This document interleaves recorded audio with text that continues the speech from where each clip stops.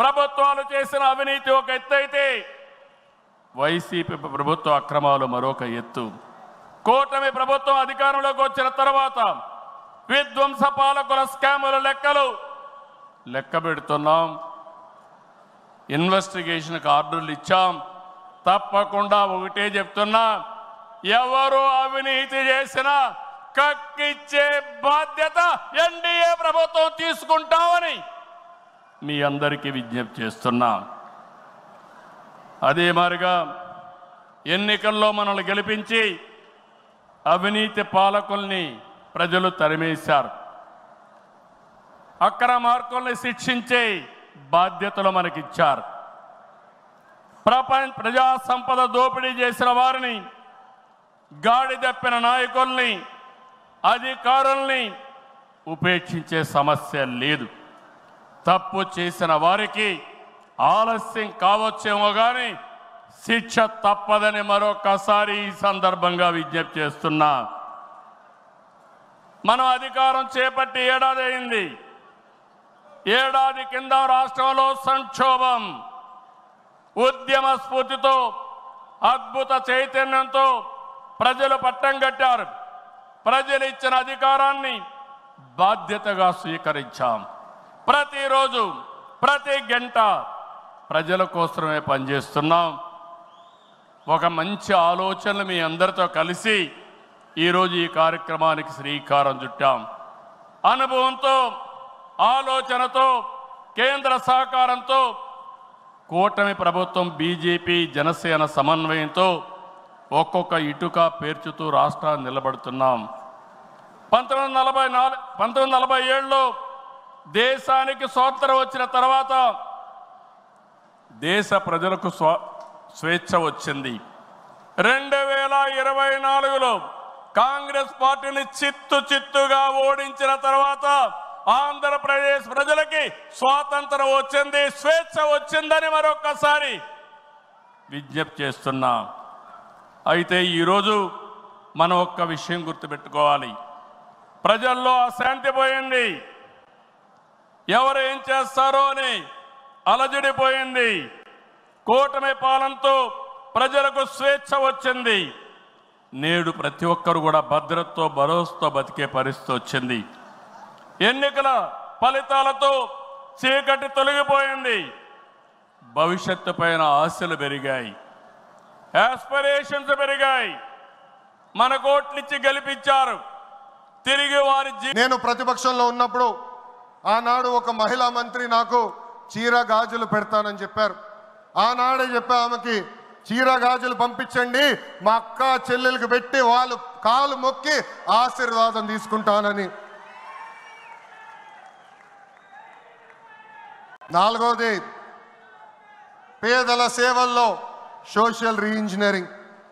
పేదరికం లేని సమాజం తెలుగుదేశం పార్టీ లక్ష్యం. 2 రూపాయలకే కిలో బియ్యం, జంతా వస్త్రాలు, పక్కా ఇల్లు, పెన్షన్ ఇచ్చింది అన్న ఎన్టీఆర్. చాలని పెన్షన్ 5 రెట్లు పెంచారు. 200 రూపాయల నుంచి 1000 రూపాయలు చేశాం. ఒకే సంతకంలో 1000 రూపాయల పెన్షన్ని 2000 చేశాం. ఇప్పుడు ఏకంగా భారతదేశంలో ఏ రాష్ట్రంలో ఇవ్వని విధంగా 4000 రూపాయల పెన్షన్ మన చంద్రన్న అందిస్తున్నారు. ఇంతేకాదు, డ్వాక్రా, దీపం, అన్న క్యాంటీన్ ఇచ్చింది మన చంద్రన్న. భారతదేశంలో ఏ నాయకుడు సాహసం చేయలా, కానీ మన నాయకుడు చంద్రన్న సాహసం చేసి ఎన్ని ఆర్థిక ఇబ్బందులున్నా ఇచ్చిన బాబు సూపర్ 6 హామీ నిలబెట్టుకునేందుకు ముందలికి అడుగులేస్తున్నారు. మన ప్రభుత్వ అధికారులకు వచ్చిన వెంటనే పెన్షన్ పెంచాం. మూసేసిన అన్న క్యాంటీన్లు తిరిగి ప్రారంభించాం.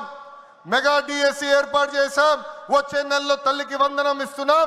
ఆగస్టు మాసంలో ఉచిత బస్ ప్రయాణం కూడా మన ప్రభుత్వం అందజేయబోతుంది. ఇప్పుడు ఏకంగా P4 కాన్సెప్ట్తో పేదరికం నుంచి కుటుంబాలు బయటికి తీసుకొచ్చేందుకు చేయూత అందిస్తున్నారు మన చంద్రన్న. తెలుగుదేశం పార్టీ ఆవిర్భావం తర్వాత బడుగు బలహీన వర్గాలకి ఆర్థిక రాజకీయ స్వాతంత్రం వచ్చింది. పార్టీకి పునాదిగా ఉన్న మన బీసీలకి ఏకంగా స్థానిక సంస్థల ఎన్నికల్లో 33% రిజర్వేషన్ అందించింది తెలుగుదేశం పార్టీ. అందరికీ ఆమోదంతో ఏకంగా వర్గీకరణ చేసింది కూడా తెలుగుదేశం పార్టీ. అందుకే ప్రతి వర్గానికి న్యాయం చేయాలి, సోషల్ రీఇంజనీరింగ్ చేయాలనే లక్ష్యంగా మనందరం పెట్టుకోవాల్సిన అవసరం ఉంది. ప్రస్తుత పరిస్థితుల్లో అన్ని కులాలకు సామాజిక సమన్వయం కూడా అవసరం ఉంది. 5వది అన్నదాతకు అండగా. రైతులు లేకపోతే సమాజమే లేదు. ఈ సిద్ధాంతం బలంగా నమ్మే పార్టీ తెలుగుదేశం పార్టీ. గత 5 సంవత్సరాలు చూసాం, విధ్వంసంతో స్టార్ట్ అయింది, ప్రజావేదిక విధ్వంసంతో స్టార్ట్ అయింది, అనేక కేసులు పెట్టించుకున్నాం, అనేక రకాల జైళ్ళకి వెళ్ళాం. అభివృద్ధిలో శూన్యమైపోయింది. 20 సంవత్సరాలు వెనక్కి వెళ్ళింది. అభివృద్ధిలో ఎందుకు ముందుకు రాలేకపోయింది అంటే శాంతి భద్రతల మీద వాళ్ళకి పట్టు లేక, కనీసం వాళ్ళ భద్రత మీద వాళ్ళు కనీసం శ్రద్ధ చూపకపోవడం వల్ల ఈ రోజు మళ్ళీ అదే శాంతి భద్రతల మీద భద్రత మీద శ్రద్ధ చూపించారు. కాబట్టి మన నాయకుడి మీద ఉన్న నమ్మకంతో ఈరోజు అనేకమైన కంపెనీలు ఈరోజు వస్తున్నాయి. ఇంతకుముందు రాయలసీమ గురించి ఫ్యాక్షనిజం గురించి మాట్లాడుకునే పరిస్థితి నుంచి ఈరోజు ఉపాధి అవకాశాలు, ఫ్యాక్షన్లోని చాలామంది ప్రాణాలు కోల్పోతూ ఉంటే అటువంటి వాళ్ళు ప్రాణాలు కోల్పోకూడదని ఫ్యాక్షనిజాన్ని సమూలంగా ఆ రోజు నాశనం చేసి ఈరోజు అదే కత్తి పట్టిన చేత్తోనే ఉపాధి అవకాశాలు కల్పించిన పరిస్థితి. ఈరోజు రాయలసీమలో ఉన్న ప్రతి మహిళ కూడా ఇంట్లోని చంద్రబాబు నాయుడు గారు బొమ్మ పెట్టుకోవాలి. ఎందుకనంటే ఏ రోజైనా కత్తి పట్టిన మగవాడు బయటికి వెళ్తే మళ్ళా తిరిగి ప్రాణాలతో వస్తాడో రాడో తెలియని పరిస్థితి నుంచి ఈ రోజు నా భర్త క్షేమంగా వస్తాడు, తిరిగి డబ్బులు తీసుకొని వస్తాడని ధైర్యంగా ఉండే పరిస్థితిని ఈరోజు తీసుకొచ్చాం. ఇంతకుముందు రాయలసీమ అంటే మనకి చేతిలో కత్తులు, కటార్లు, బాంబులు వినిపించేవి. కానీ ఈరోజు రాయలసీమ అంటే ఒక కియా, రాయలసీమ అంటే ఒక శ్రీ సిటీ, రాయలసీమ అంటే ఒక హీరో కంపెనీ, ఇలాంటి కంపెనీలు అనేకం కనిపించే పరిస్థితి ఈరోజు మనందరికీ కూడా కనిపించే పరిస్థితి కనిపిస్తూ ఉంది. కేసులు పెట్టించిన, ఆర్థికంగా ఇబ్బంది పెట్టిన, మానసికంగా వేధించిన, వీరత్వంతో పోరాడినటువంటి వ్యక్తిత్వం మన తెలుగుదేశం పార్టీకే సొంతం అనేది కూడా ఈ సందర్భంగా తెలియజేస్తున్నాను. గత 5 సంవత్సరాల పరిపాలన ఎలా జరిగిందో ఒక్కసారి గుర్తు చేసుకుందాం. ఆ రోజు ప్రజావేదిక కోల్చడంతో మొదలైనటువంటిది. అలాగే 3 రాజధానులని మాయ చేసి అందరికీ ముంచేశాడు. అలాగే ప్రశ్నిస్తే ప్రాణాల మీదకి తెచ్చుకునే పరిస్థితి ఆ రోజు ఏర్పాటు చేశాడు. చెట్లు కూడా నరికేశాడు. బాదుడితో ధరలు పూర్తిగా పెంచేశాడు. అలాగే దళితులు తాలూకా డెడ్ బాడీలు డోర్ డెలివరీ చేసేటటువంటి నీచాతి పరిస్థితి మన రాష్ట్రంలో తీసుకొని వచ్చాడు. బూతులతో అసెంబ్లీని భ్రష్టు పట్టించాడు. ఇక దోపిడీ విషయానికి వస్తే కేంద్ర నిధుల్లో దోపిడీ, గిరిజన నిధుల్లో దోపిడీ, ల్యాండ్లో దోపిడీ, శాండ్లో దోపిడీ, మైనింగ్లో దోపిడీ. ఎంత నీచ నికృష్ట ప్రభుత్వం కాకపోతే కల్తీ లిక్కర్ తయారు చేసి పేదవాళ్లతో తాగించి వేల కుటుంబాలని పెద్ద దిక్కు లేకుండా చేసి వేల కోట్ల రూపాయలు దోచుకొని మళ్ళీ తిరిగి అదే లిక్కర్ మీద ఆ రోజు అప్పు కూడా సంపాదించుకోవాలన్నటువంటి అత్యంత దుర్మార్గుడు గతంలో ఉన్నటువంటి ముఖ్యమంత్రి అనేది కూడా ఈ సభాముఖంగా గుర్తు చేస్తున్నాను. అయినా సరే అన్ని అరాచకాలకు పాల్పడి అన్ని కార్యక్రమాలు చేసినా ఆయనకి అహం తగ్గలేదు, ఆయనకి కక్ష తీరలేదు. అందుకనే జరగరానిది కూడా చేశాడు. ఎవ్వరు ఊహించలేనిది నిప్పు మీద చెయ్యవేశాడు. చంద్రబాబు నాయుడు గారి తాలూకా నాయకత్వాన్ని ప్రశ్నించే విధంగా అక్రమ కేసు పెట్టి 56 రోజులు జైల్లో పెట్టించాడు.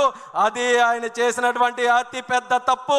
చంద్రబాబు నాయుడు గారిని రాజకీయంగా నువ్వు అరెస్ట్ చేశావు, ఏదో తెలుగుదేశం పార్టీ వాళ్ళే కదులుతారనుకొని నువ్వు అరెస్ట్ చేశావు. కానీ చంద్రన్న మీద చెయ్యవేసిన తర్వాత 70 దేశాలలో లక్షల మంది కార్యకర్తలు తెలుగు జాతి అంతా కూడా కదలవచ్చి ఆయన తెలుగుదేశం నాయకుడు కాదు, తెలుగు జాతికి నాయకుడని దేశానికి ప్రపంచానికే నిరూపించింది మన తెలుగు జాతి అనేది కూడా ఈ సభాముఖంగా తెలియజేసుకుంటున్నాను. ఆ దెబ్బతో మట్టి కరిచి మీ అందరి తాలూకా సహకారం, మీ అందరి పోరాటంతో 2024 ఎన్నికల్లో ఊహకు అందని విధంగా 94% స్ట్రైక్ రేటుతో ఒకే ఒక్క ప్రభుత్వం ఈ దేశంలో గెలిచింది. అది మన కూటమి ప్రభుత్వం. దానికి కార్యకర్తలకి, పైనున్నటువంటి నాయకులకి అందరికీ కూడా ఎన్నో కేసులు పెట్టుకొని కుటుంబాలను పోగొట్టుకొని ఎన్నో త్యాగాలు చేసినటువంటి ప్రతి ఒక్కరికి కూడా ఈ మహానాడు వేదిక ద్వారా అందరికీ తెలుగుదేశం పార్టీ తరపున నన్ను నిలబెడితే ఏం మాట్లాడినారు? గంగిరెద్దు అన్నారు, బుడబొక్కలు అన్నారు, నీ ఇంటికి వస్తామన్నారు. ఒక్కసారి ట్రై చేసి చూడండి. బుడ్డా వెంగళరెడ్డి ఇంటి ఆడబిడ్డని ఇంటికి రిటర్న్ వీల్ చైర్లో పోతారు. ఈ సందర్భంగా తెలియజేస్తున్నాను, ఎవరే గాని తెలుగుదేశం కార్యకర్తని టచ్ చేసి చూడండి, అదే వారి చివరి తప్పైపోతుంది. శ్రీ నారా చంద్రబాబు నాయుడు గారి ఆశయాలతో ఇక్కడ ఎమ్మెల్యేగా గెలిచి మీ అందరికీ తెలుసు, ఈరోజు పులివెందుల ఎమ్మెల్యే 2 సార్లు ప్రచారానికి వచ్చాడు. రెండవసారి మా ఎమ్మెల్యేని చూడొద్దండి, నన్ను చూసి ఓట్లేయండి అన్నారు. కానీ మా తెలుగుదేశంలో పార్టీలోని కార్యకర్తలు, నాయకులు, మన ప్రజలు అది తిరస్కరించి తెలుగుదేశం పార్టీకి ఓటేశారంటే మీరందరూ 2 ఎమ్మెల్యేలను ఓడగొచ్చినారు కడప నియోజకవర్గం నుంచి.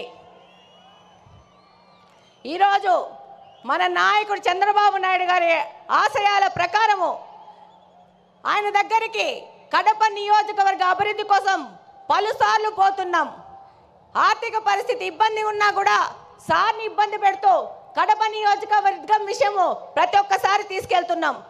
దాని ఫలితంగానే ఈరోజు స్ట్రాంగ్ వాటర్ డ్రైన్స్ 70 కోట్ల రూపాయలకి, ఫుట్ ఓవర్ బ్రిడ్జ్లు 20 కోట్ల రూపాయలకి శాంక్షన్ చేసి మేము మేనిఫెస్టోలో చేసిన వాగ్దానాన్ని, ఒక ఆడపిల్ల చేసిన వాగ్దానాన్ని నిలబెట్టుకునే విధంగా మన నాయకులు మనకు గౌరవం ఇచ్చినారు. ఈరోజు మన నాయకుల ఆశీస్సుల ప్రకారము మన కడప స్వచ్ఛ కడప అనే ప్రోగ్రాన్ని కడపలోని ప్రతి ఒక్క తెలుగుదేశం నాయకుడు, కార్యకర్త